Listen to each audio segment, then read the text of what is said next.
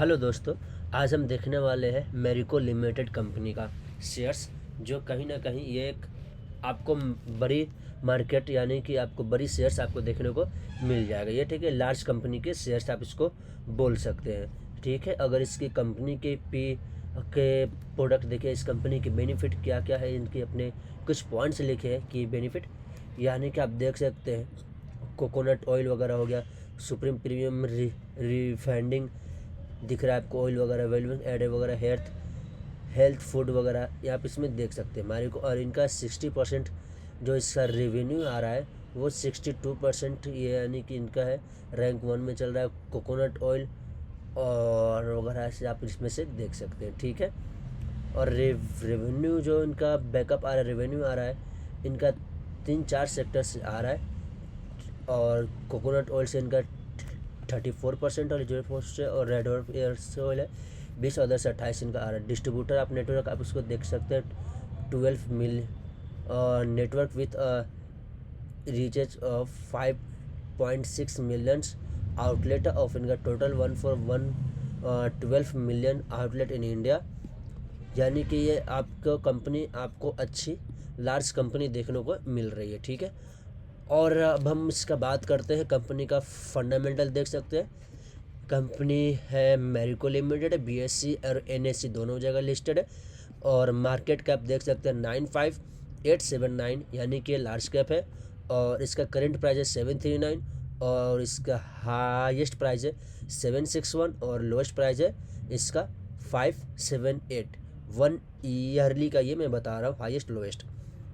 Stock का P 57 है, book value है 31 और इसका इंडस्ट्री एरिया देखिएगा पी है इसका 27 का।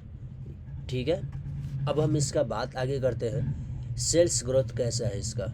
अगर आप सेल्स ग्रोथ देखिएगा, लार्ज कंपनी जाहिर सी बात है बेटर होगी। हाँ, यहाँ पे सेल्स भी बेटर है। अगर प्रॉफिट ग्रोथ देखिएगा तो इनका प्रॉफिट ग्रोथ भी बेटर है क्योंकि ये लार्ज कंपनी है।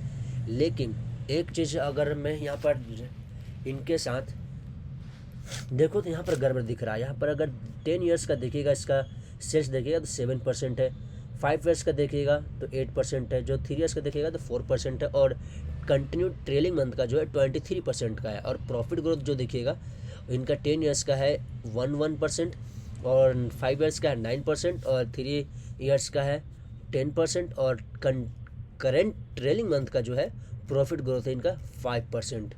और जो अगर देखिएगा इनका सेल्स देखिएगा 23%। मुझे इसका सेल्स और प्रॉफिट ग्रोथ मुझे समझ में बस की बाहर है। तो मैं आई थिंक मैं इसको आगे इसका रिसर्च करना, फंडामेंटल चेक करना मेरे हिसाब से तो उचित नहीं रहेगा, क्योंकि मेरे पोर्टफोलियो से अभी ये बाहर हो चुका है सेल्स एंड प्रॉफिट ग्रोथ देख करके दोनों का। अगर आई थिंक आपको हिसाब से मैं चाहूँ तो थोड़ा सा और इसका देख लेते हैं, और कुछ गड़बड़ तो नहीं है। अगर इसका बोरिंग दिखेगा तो ठीक ठाक कम है, और इसका अगर कंपनी के पास रिजर्व देखेगा तो है कंपनी के पास, और 3922 यानी कि अच्छे कंपनी के पास पैसे हैं, और कंपनी के पास पैसे आ भी रहे हैं। मार्केट में अगर कंपनी काम कर रही है तो कंपनी के पास पैसे भी आ रहे हैं, ऐसे नहीं कि पैसे नहीं आ रहे, पैसे आ रहे कंपनी के पास। अब वो कंपनी जो है पैसे ये है कि वो फिक्स्ड एसेट्स परचेज नहीं कर रहे कोई ख़ास। इनका जो पैसा जा रहा है मिनिमम आप इसको पकड़ सकते हैं, इनका पैसा जा रहा है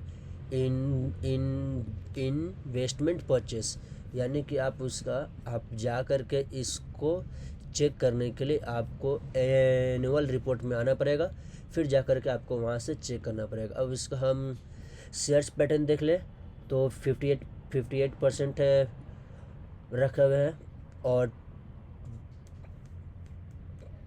प्रमोटर के पास है, और FIA के पास हो गया 24, DIS के पास हो गया 11, और गवर्नमेंट भी है इसमें तो 0.11% है। पब्लिक के पास आपको देखने को मिल जाएगा 4.58%, और अदर के पास है 0.26%।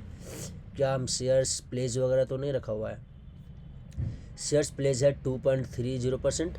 और अगर इनके पास फ्री कैश फ्लो देखिएगा तो फ्री कैश फ्लो भी इनके पास पड़ा हुआ है। अगर करेंट का CFO देखिएगा वो भी है।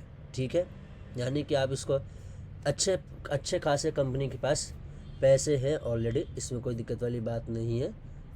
और एक चीज़ मैं इसका चेक करना चाहूँगा, स्टॉक का प्राइस CAGR 14, 13, 15, 25% और रिटर्न इक्विटी 38, 39, 41।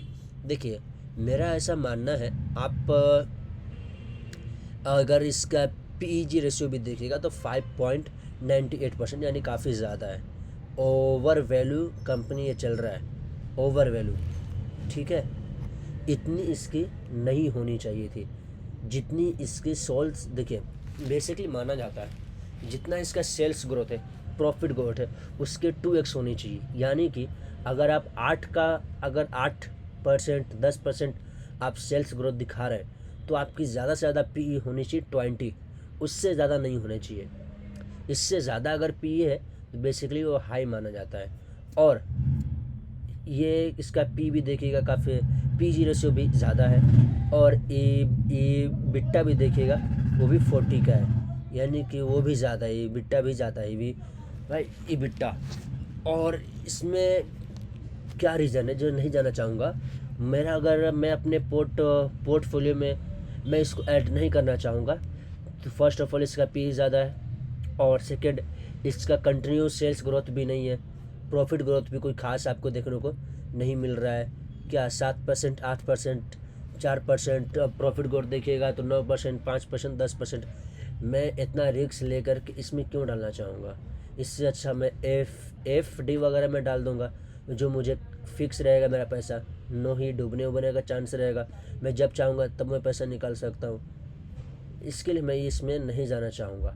हालांकि आप इसका देख सकते हैं, शेयर तो इसका ग्रोथ कर रहा है, शेयर्स इसका ग्रो हो रहा है, ऐसा नहीं कि शेयर्स ग्रो नहीं है, बट मैं नहीं जाना चाहूँगा इसमें, क्योंकि सेल्स प्रॉफिट दोनों नहीं है। क्योंकि ये सब जो कंपनी होते हैं बुल रन में बढ़ते हैं, फिर इसके बाद जैसे बुल रन ख़त्म हो जाती है तो कंपनी जो है नीचे आने चालू हो जाता है।